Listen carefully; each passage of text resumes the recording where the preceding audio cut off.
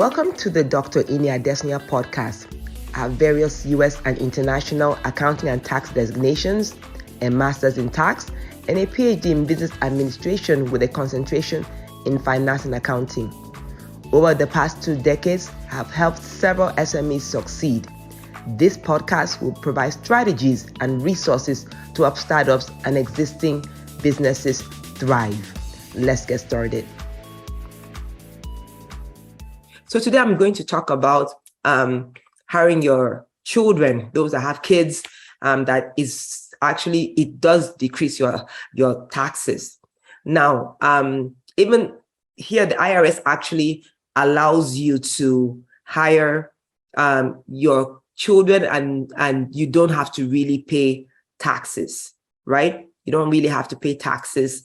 Well, when I say taxes, I'm talking about payroll taxes, but it depends on certain conditions, right? Not like it's not a blanket, not paying payroll taxes. There's an age limit. It depends on the kind of structure, kind of business structure you have. And I'm not going into details, but just know that there are certain structures that allows you to hire your student and your children without having to pay payroll taxes. Of course, there's exceptions here and there, and I'm not going to really go into that.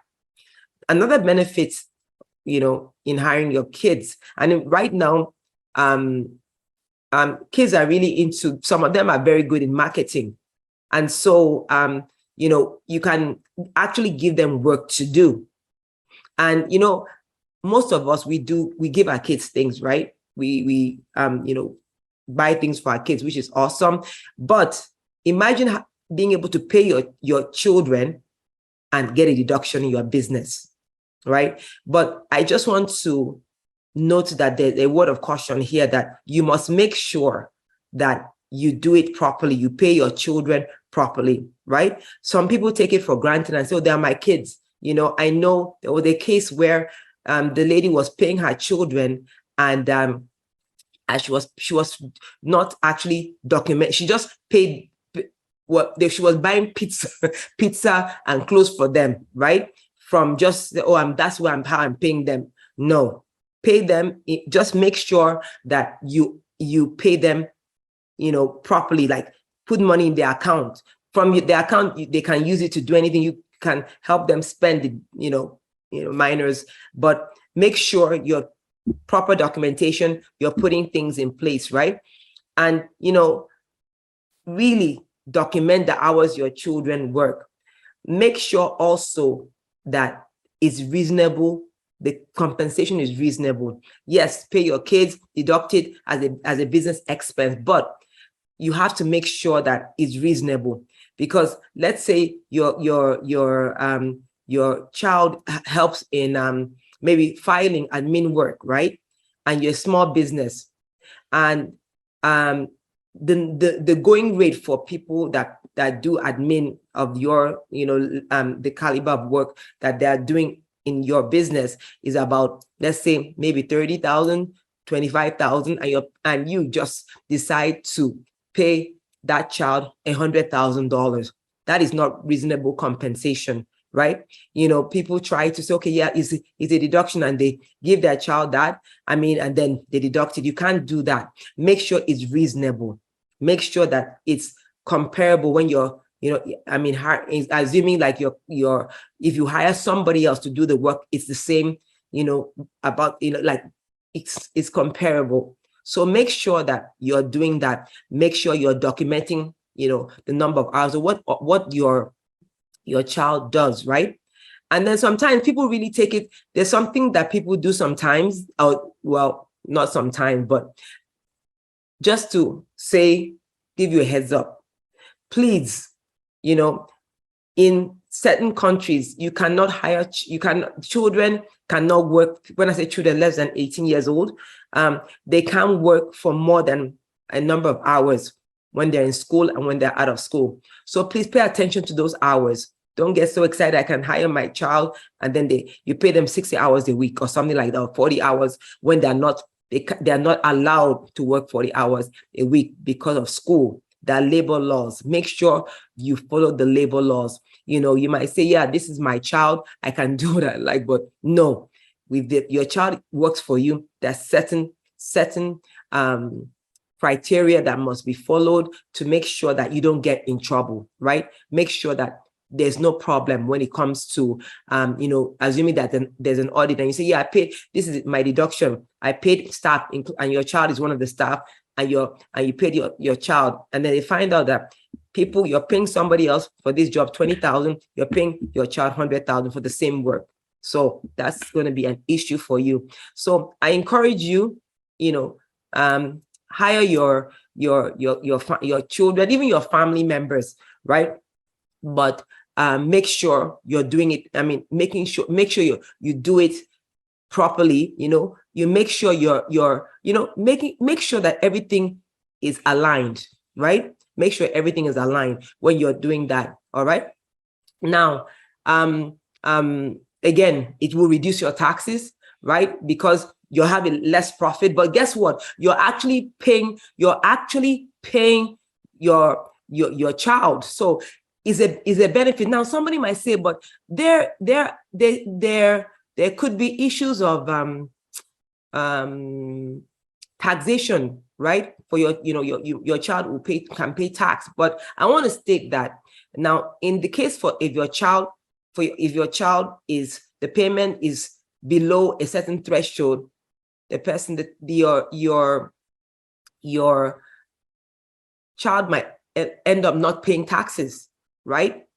We have some thresholds that we look at, and if your child is filing his or her tax return and is below that certain threshold, that child will not pay taxes. So, but look at everything and see. But even if the child has to pay something, at least you're able to do this for to pay your child, deduct it as a business expense. I mean, it's a win-win situation. I strongly feel that. But again, do it properly. Please do it properly. Do not give your child more than the number of hours required by the labor law. Don't do that. That's going to be a problem, as I stated. And just make sure that you actually pay your child. Make sure you pay your child. Don't say, oh, I'm not paying them, I'll use it to buy something else. No, do not do that. All right. So I believe today we have someone that just decided to be part of this podcast, because she's going to tell us about her issues challenges in her business, right? But before she actually tells us, let us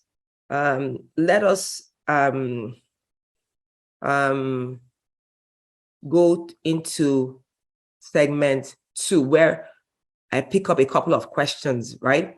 Usually when we have a guest, I just answer one question. Okay, so let me see what I have today. Okay. Hi, Dr. Ini. My name is Rosemary Okwa. With rapid changes in technology, when is the best time to change my equipment? Thanks. Oh, that's a wonderful question. Let me see if this guest, I hope everything is okay. Let me see. Anyway, I think she's still trying to connect. But I would say, the question here has to do with technology and when is the best time to change your equipment? When is the best time to change? Because, equipment, continues to, with technology changes. Is it like you should go every year? We know that with the phones now, every year there's an upgrade. Now we're talking about equipment, right? How do you decipher? Do we buy? What do we do? When is the best time to change? Now, I would say that, you have to look at what that equipment is doing, right?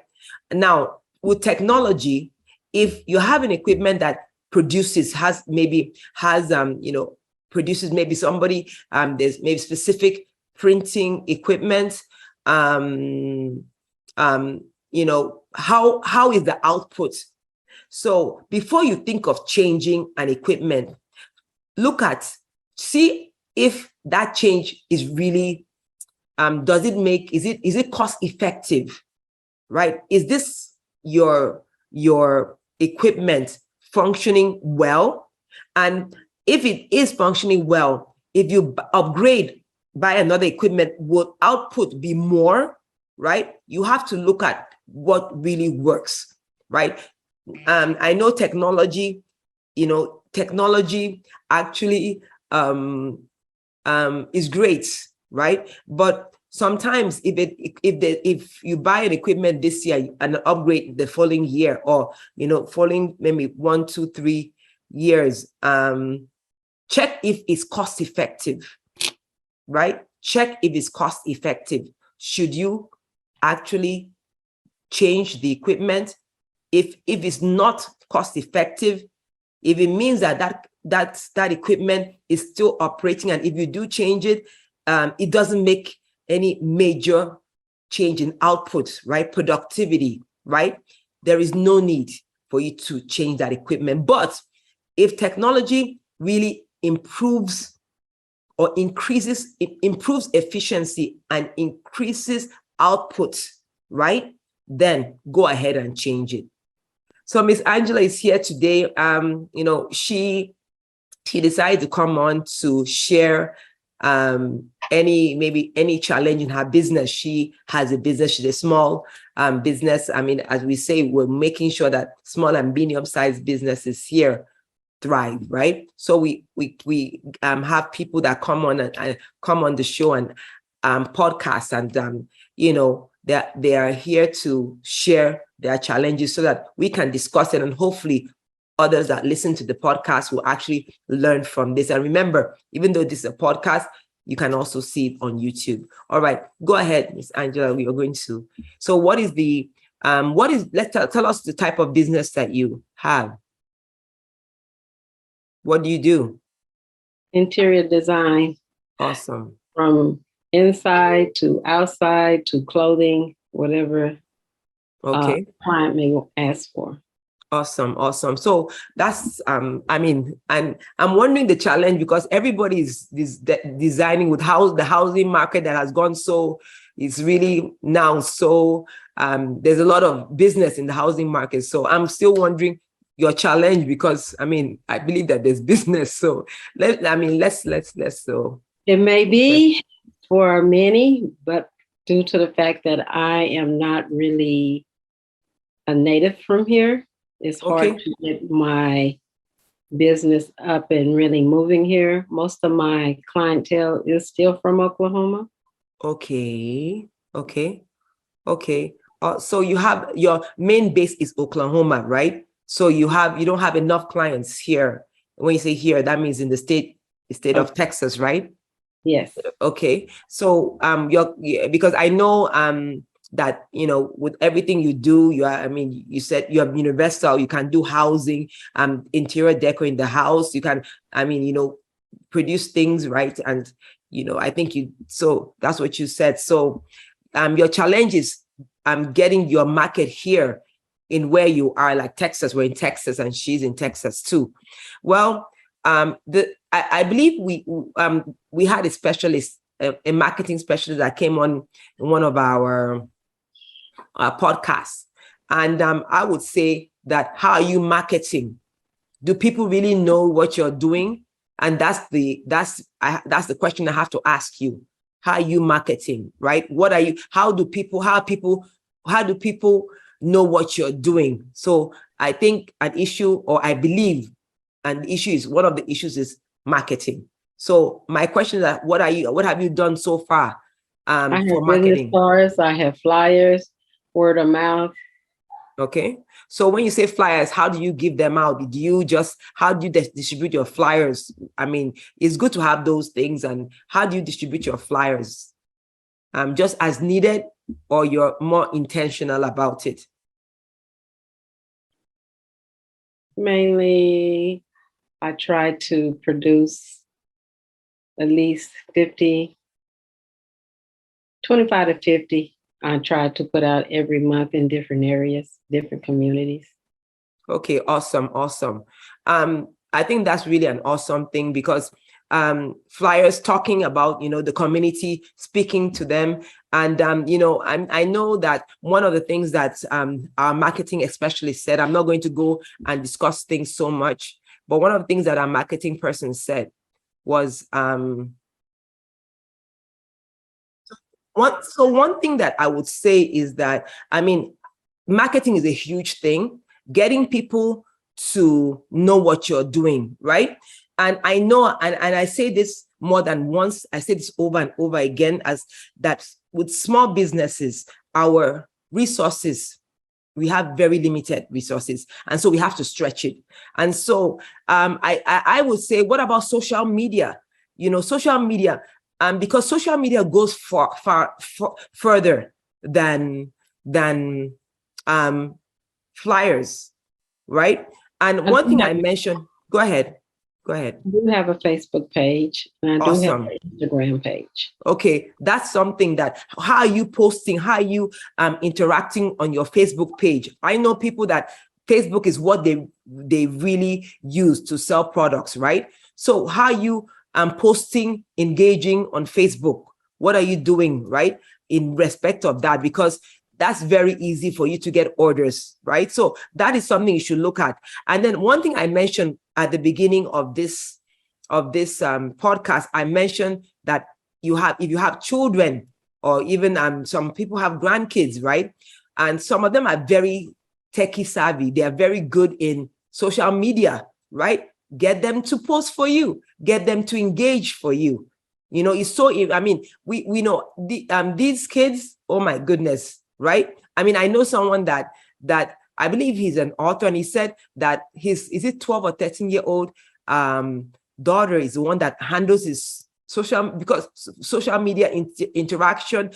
Posting, like whenever he wants to do a show, she does that posting. She's so good. And so one thing that we can do is get family involved, right? If you are not very good with social media, right, get family involved to really help out. As I said, if you have children, grandkids, make sure that they are helping out here and there. But I believe that for your line of business, because when I speak on podcasts, I always say on my podcast, I always speak about the industry, line of business, right? Line of business before we decide on how do we market. Now, and the Facebook page is fantastic, and other social media platform, because with that, and you can actually make sure that it's targeted towards, okay, Texas area where you live, so that delivery will be easier.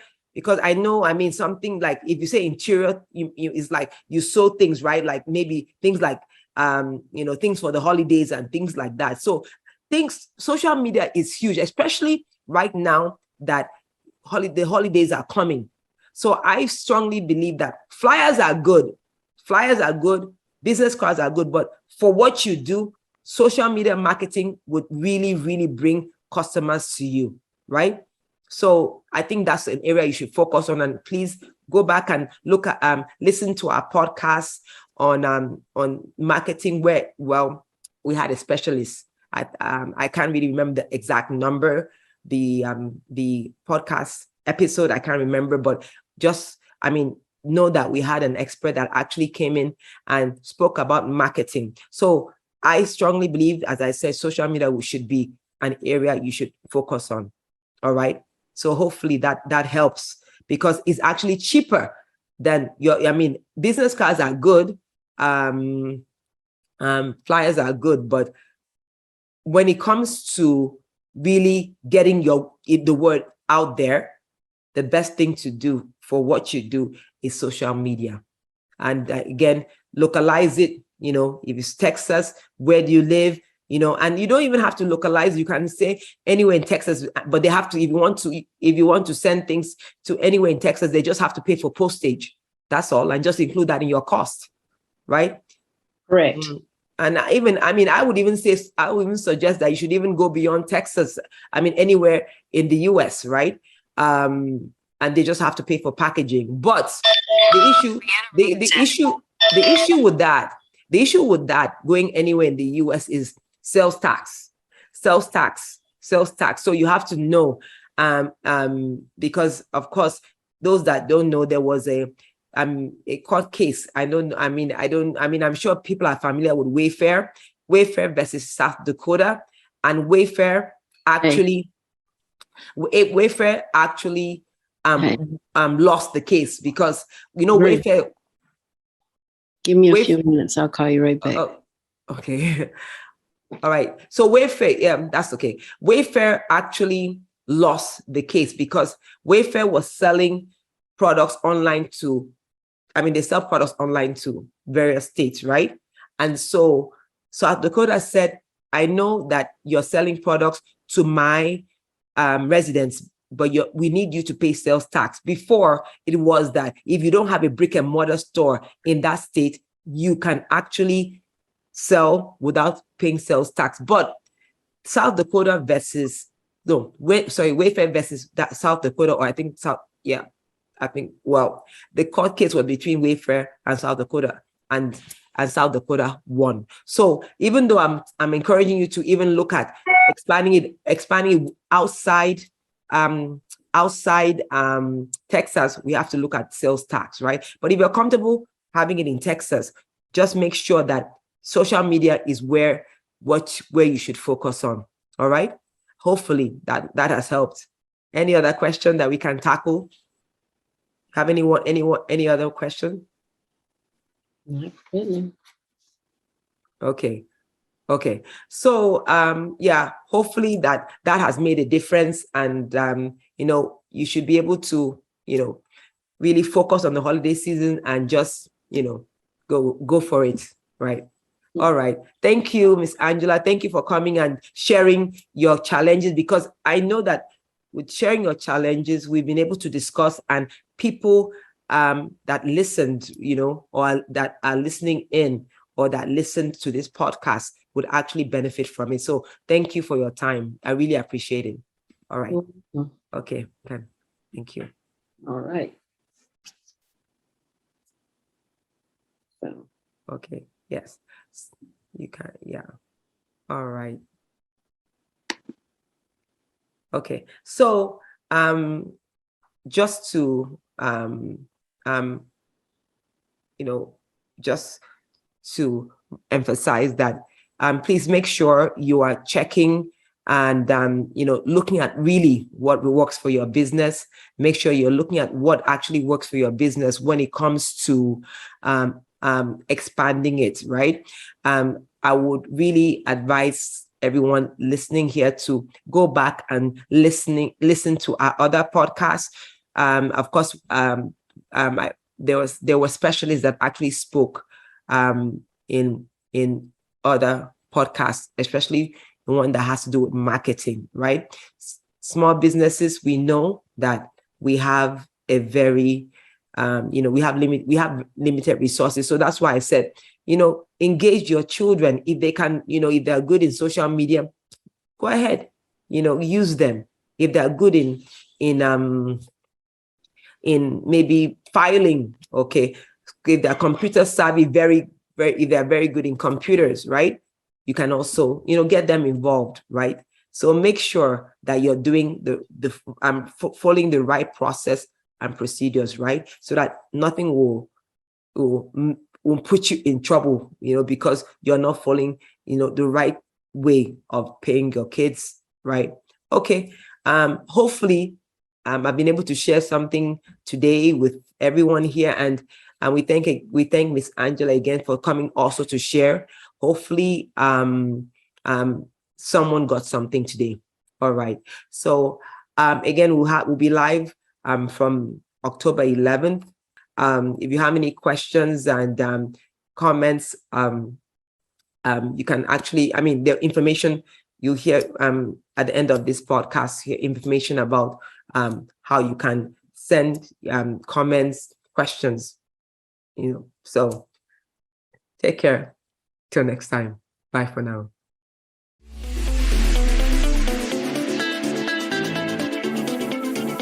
Thanks for having me. Remember to join my live podcast on Tuesdays, 6 to 6:45 p.m. Central Standard Time. Visit my website, driniadesnia.com for details. Till next time, bye for now.